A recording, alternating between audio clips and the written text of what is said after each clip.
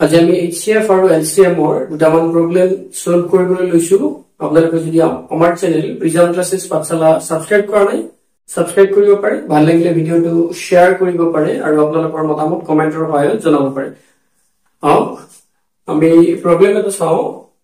Three friends started to run in a circular path of 12 km long from a certain point তিনিজন বন্ধুৱে কি কৰিছে এটা সাৰ্কুলাৰ path মানে বৃত্তীয় যেটো পথ এনেকুৱা এটা পাথ এটা ৰাস্তা এটা কি কৰিছে দৌৰিব আৰম্ভ কৰিছে কিমান এই গোটেই ৰাস্তাটোৰ ডিসটেন্সটো কিমান 12 কিলোমিটাৰ মানে ইয়াৰ পৰা যদি স্টাৰ্ট হয় ইয়াৰ পৰা এনেকে ইয়ালৈকে আহি কিমান কিলোমিটাৰ 12 কিলোমিটাৰ গোটেই পাকটো ঘুৰতে এটা পাকত কিমান 12 kilometre 12 kilometre long from a certain point এটা নিৰ্দিষ্ট পইণ্টৰ পৰা নিৰ্দিষ্ট বিন্দুৰ পৰা 12 kilometre and in same direction at a certain time যাতে এটা ডিৰেকচনতে এটা দিশতে গোটেই কিটাই সাপোজ এইটো দিশতে যাতে কি কৰিছে দৌৰিব আৰম্ভ কৰিছে এই বন্ধু তিনিজনে 12 কিলোমিটাৰ গোটেই ৰাস্তাটো at a certain time নিৰ্দিষ্ট সময়ত if they are running at the rate of 3 kilometer per hour এজনে কি কৰিছে আমি এই নামৰ যিজন আছে suppose he 3 কিলোমিটাৰ প্ৰতি ঘণ্টাত দৌৰিছে আনজনে suppose b এ 7 কিলোমিটাৰ per hour দৌৰিছে আৰু and 13 kilometer per hour 3 number पे 13 kilometer per hour दौड़िसे well then find the time when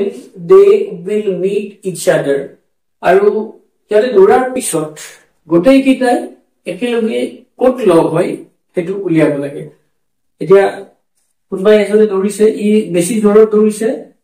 কোনে দৌৰিছে বেছি জোৰত 13 কিলোমিটাৰ 3 নম্বৰ জনে বেছি জোৰত দৌৰিছে ই আগতে পাব প্ৰথম ষ্টাৰ্টিং পজিশনটো তাৰ পিছত বি এ পাছত পাব সি এ বা এ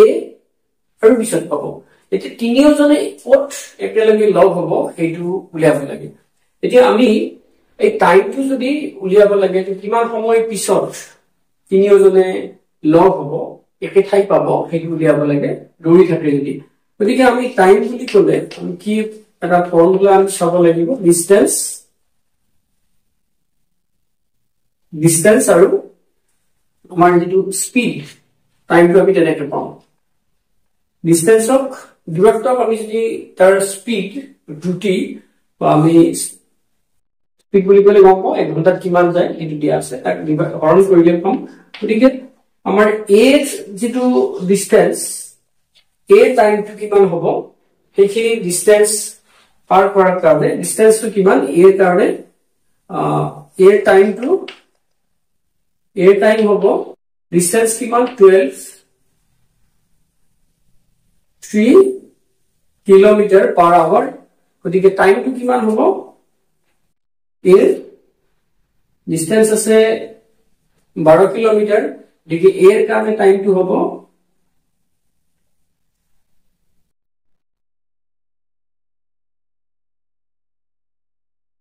4 কিলোমিটাৰ 4 আৱাৰ এর কারণে এটা বি এর কারণে টাইমটো কিমান হ'ব বি এর কারণে টাইমটো হ'ব বি এর কারণে টাইমটো ডিসটেন্সটো 12 কিলোমিটাৰ এটো কিমান আমি এটো অবশ্যই এনে ফ্ৰেকচনত থাকিলে কথা নাই 12 কিলোমিটাৰ আৰু এইটো 7 কিলোমিটাৰ পাৰ আৱাৰ গতিকে 12/7 আৱাৰ হ'ব টাইমটো এটো আৱাৰ হিচাপত ললে আৰু সি টাইমটো কিমান হ'ব সি টাইম সি যদি হয় ডিসটেন্স কিমান হ'ব 12 ডিসটেন্সটো নিৰ্দিষ্ট আৰু কে কিলোমিটাৰ প্ৰতি পাৰ আৱাৰ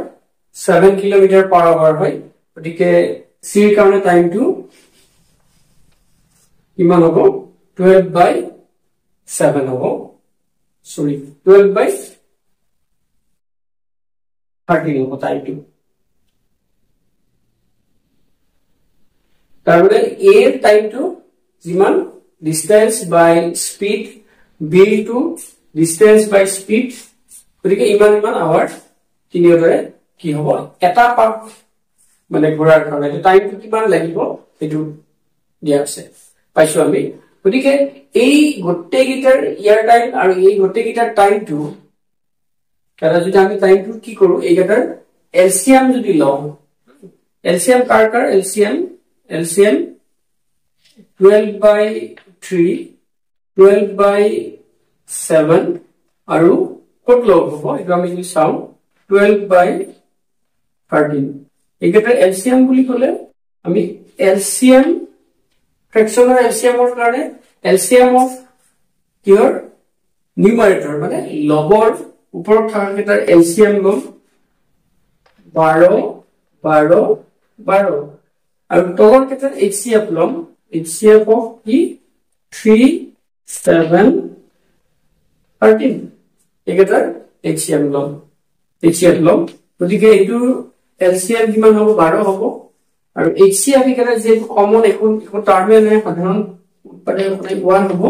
তাৰ মানে 12 এই 12 টো কি হ'ব 12 আৱাৰ হ'ব তাৰ মানে তিনিওটাই দৌৰি থাকিলে 12 ঘণ্টাৰ পিছত 12 ঘণ্টাৰ মূৰতহে তিনিওটাই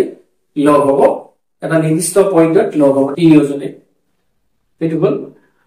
নিশ্চয় বুজি পাইছে আমি প্ৰথমতে কি উলিয়াইছো তিনিওজনৰ টাইম উলিয়াইছো কিমান ডিসটেন্সত যোৱাৰ কাৰণে এটা পাকত কিমান টাইমটো উলিয়াৰ কাৰণে ডিসটেন্স বাই স্পিড দূৰত্ব হৰণ যেটো আমাৰ দ্ৰুতি হয়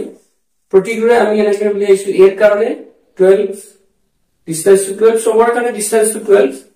একে হয় 12 by 3 b কাৰণে 12 by 7 speed to 7 kilometre per hour c কাৰণে 13 কিলোমিটাৰ পাৰ আৱাৰ গতিকে 12 by 13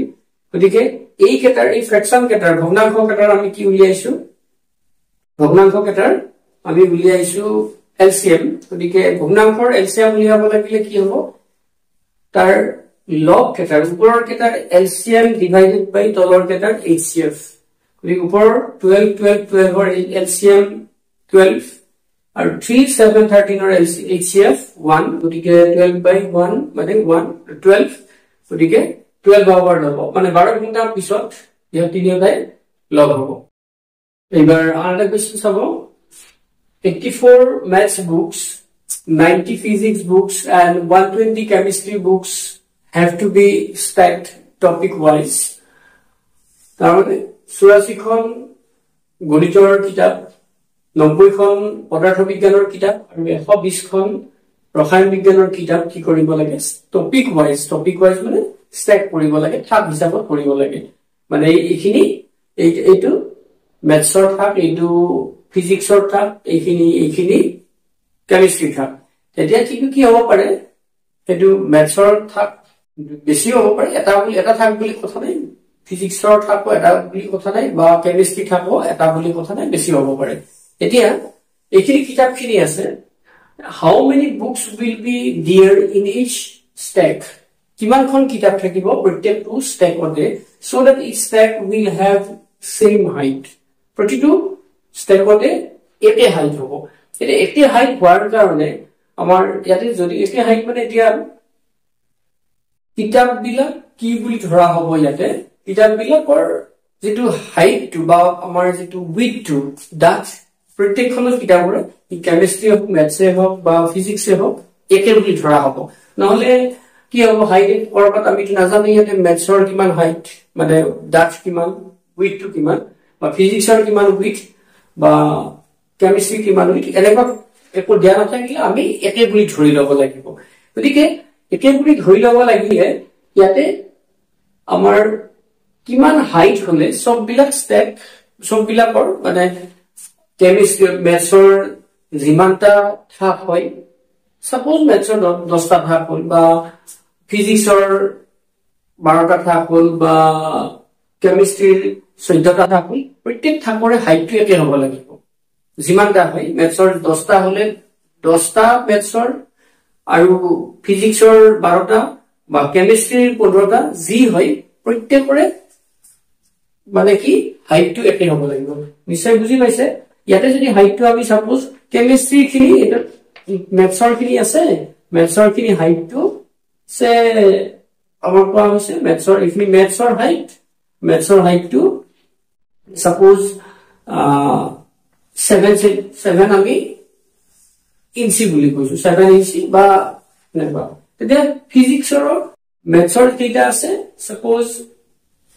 5টা আছে বা 4টা আছে ফিজিক্সৰ কি হাইটটো কি হ'ব লাগিব 7 ইঞ্চি হ'ব লাগিব ইয়াতে 6টা থাকিব পাৰে ফিজিক্সৰ বা কেমিস্ট্ৰিৰ 8টা থাকিব পাৰে কেমিস্ট্ৰি ইয়াতে কিন্তু হাইটটো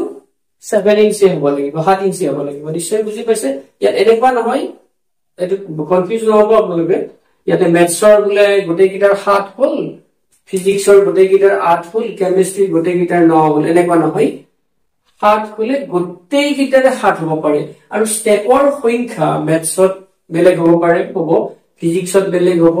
আৰু কেমিস্ট্ৰিত বেলেগ হ'ব কিন্তু কি হ'ব লাগিব হাইট কেটা সবৰে একে হ'ব লাগিব গোটেই যিমান কেটা স্টেপ আছে ঠিক হেতুৰ কাৰণে আমি কি কৰিব লাগিব আমি এই যিখিনি নাম্বাৰস অফ বুকস আছে আমি এই নাম্বাৰস অফ বুকসৰ ক্ষেত্ৰত আমি HCF উলিয়াব লাগিব কাৰ 84 তাৰ পিছত 90 আৰু 120 ৰ HCF উলিয়াব লাগিব গতিকে 84 আমি 90 আৰু 120 যদি HCF উলিয়াও কিমান হ'ব 2 ৰে 4 2 45 আৰু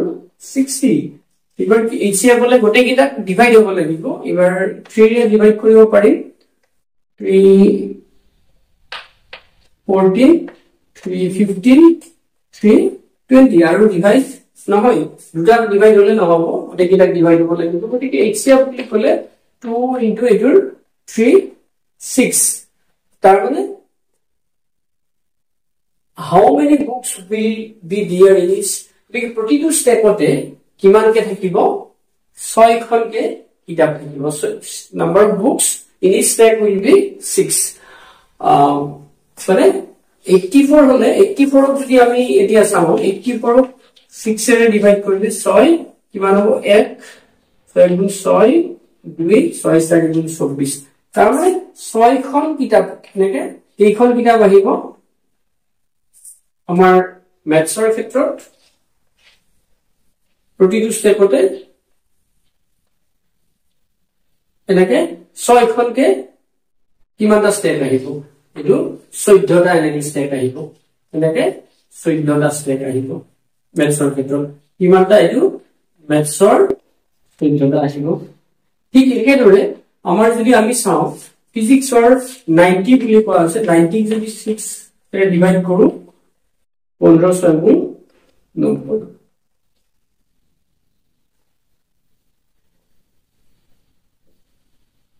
গতিকে ইয়াতে ম্যাথছৰ সৰি ফিজিক্সৰ কিমানটা হ'ব 15টা স্টেপ হ'ব এনেকে কিন্তু 15টা স্টেপ হতো ইয়াতে কেইটাকে থাকিব 6টাকে থাকিব 6খনকে কিতাপ থাকিব তেনেকে আমাৰ হেৰি হলে কেমিস্ট্ৰি কিমান হ'ব 20 স্টেপ থাকিব কেমিস্ট্ৰি 20টা স্টেপ থাকিব আৰু প্ৰত্যেকটো স্টেপতে কিমানটা থাকিব কিতাপ 6খন কিতাপ থাকিব এটো নিশ্চয় বুজি পাইছে গতিকে আমি কি উলিয়াইছো HCF উলিয়াইছো গতিকে আমি চাব লাগিব কোৱেশ্চন দেখা পালে আমি HCF নে LCM উলিয়াব লাগে এটো কেনেকৈ চাব এটো আমি ভালকৈ মন কৰিব লাগিব কাৰণ ইয়াতে আমাৰ কি একদম মিনিমাম হ'ব আমাৰ পৰীক্ষাটো আমাৰ কি হ'ব একদম ইয়াতকে আৰু বেছি আমি স্টেপত কিতাপ ৰাখিব নোৱাৰিম এটা আমি কমাব পাৰিম এই কাৰণে হাইয়েস্ট হ'ব পাৰে মানে হাইয়েস্ট এটো 6 হ'ব পাৰে কিন্তু কমকে ৰাখিলো আমি 3খনকে ৰাখিলো সমান কৰিব পাৰিম কিন্তু হাইয়েস্ট আমি কিমানকে ৰাখিব পাৰো আটাইতকৈ বেছি কিমানকে স্টেপত ৰাখিলে মানে আমাৰ হাইটটো একে হ'ব আকৌ কৈছো ইয়াতে কি মন কৰিব কিতাপ বিলাকৰ উইডথটো ডাট যিটো থিকনেস যিটো হেতু কি হ'ব মানে একে হ'ব বুলি আমি ধৰি ল'ব লাগিব এটো এবাৰ আন্ডাৰ কোৱেশ্চন চাব 6 bells are tolling together at an interval time 2, 4, 6, 8, 10 and 12 seconds. ছয়টা বেল কি হৈছে মানে 2 সেকেন্ড এটা বেল প্ৰথমটো 2 সেকেন্ডৰ মূৰত দ্বিতীয়টো 4 সেকেন্ডৰ মূৰত তৃতীয়টো 6 সেকেন্ডৰ মূৰত নেক্সট টু 5 সেকেন্ডৰ মূৰত তাৰ পিছৰটো 10 সেকেন্ডৰ মূৰত তাৰ পিছৰটো 12 সেকেন্ডৰ মূৰত কি হৈ থাকে ৰিং হৈ থাকে So find how many times they will toll together in 12 hours. গতিকে 2 ঘণ্টাত সেইবিলাকে কিমান বাৰ একেলগে কি হ'ব ৰিং হ'ব বা আমাৰ বাজিব বুলি ক'ব পাৰো বা এটো হয় এতিয়া আমি এইকেইটা একেলগে কেইবাৰ বাজিব 12 ঘণ্টাত একেলগে কেইবাৰ বা 2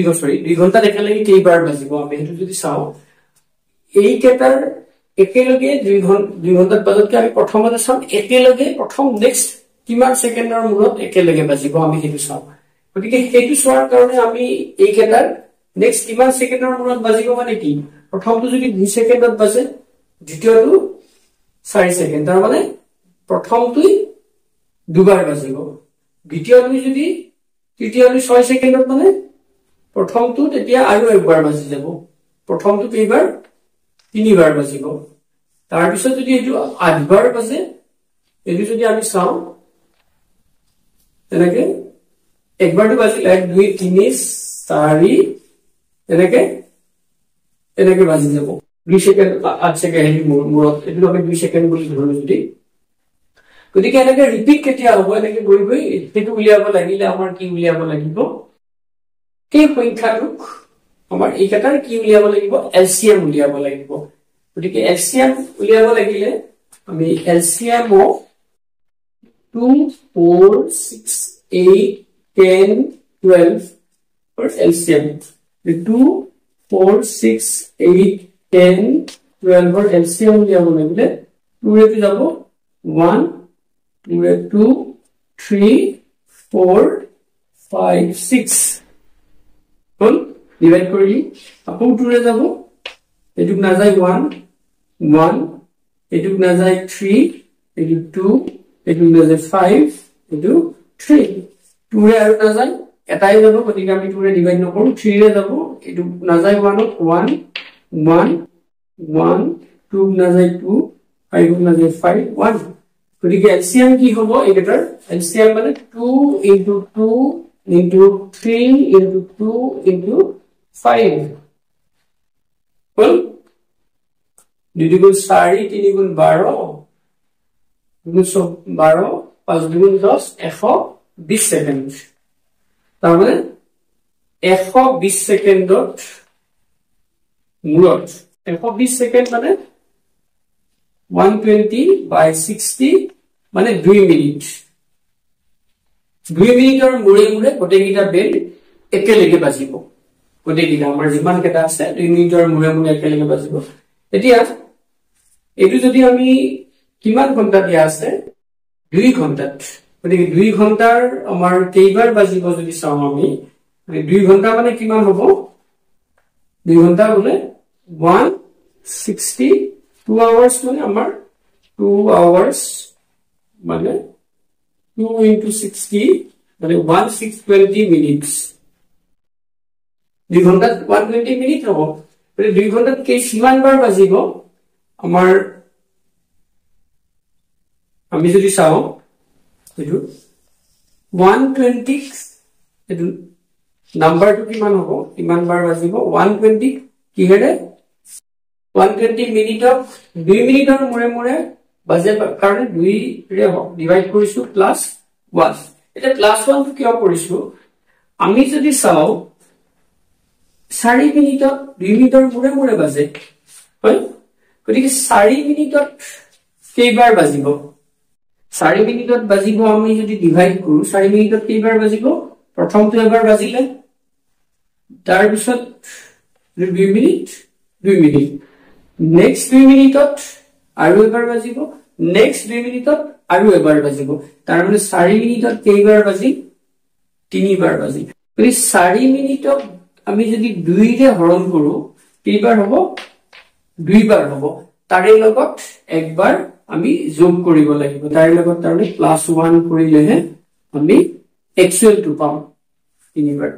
আমি যদি 6 মিনিট চাও এইটো এনেকে 6 মিনিট চাও কেইবাৰ হ'ব 6 মিনিটত 4 বাৰ হ'ব 6 মিনিটত 4 বাৰ মানে 6/2 + 1 মানে 4 ঠিক তেনেকে আমাৰ 120 মিনিটত 2 ৰে হৰণ কৰি 120ক 2 ৰে হৰণ কৰি +1 কৰি গতিকে এটো কি হ'ব 60 + 1 মানে 61 টাইমছ বাজিব 2 ঘণ্টাত একেলগে 61 বাৰ মানে 2 মিনিটৰ মূৰে মূৰে হলে প্ৰথম 2 মিনিটৰ মূৰত গোটেই কেইটা বাজিল তাৰ পিছত 2 মিনিট এনেকে 61 বাৰ গোটেই কেইটা 2 ঘণ্টাত একেলগে বাজিব নিশ্চয় এটো কথা বুজি পাইছে +1 আমি কিয় কৰিলো এটোৰ পৰা আপোনালোকে সৰুটো এটো মন কৰিব 4 মিনিট বা 6 মিনিটত মন কৰিলে বাকিখিনি পাই যাব আমি কিয় এক ঘণ্টাটো যোগ কৰিছো